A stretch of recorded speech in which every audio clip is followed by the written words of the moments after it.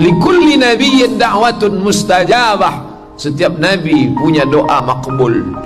Doa Musa sudah dipakainya, doa Nuh sudah dipakai, tapi Muhammad sallallahu alaihi wasallam doa itu dia simpan ketika giginya retak, ketika pelipisnya berdarah, ketika dia sudah terancam akan mati dikepung kafir musyrik.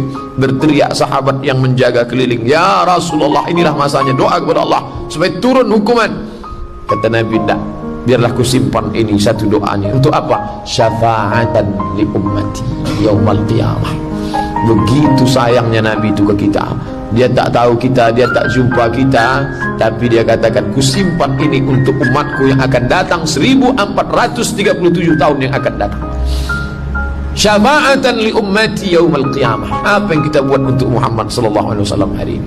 Untuk menggerakkan lidah berselawat pun tak mau.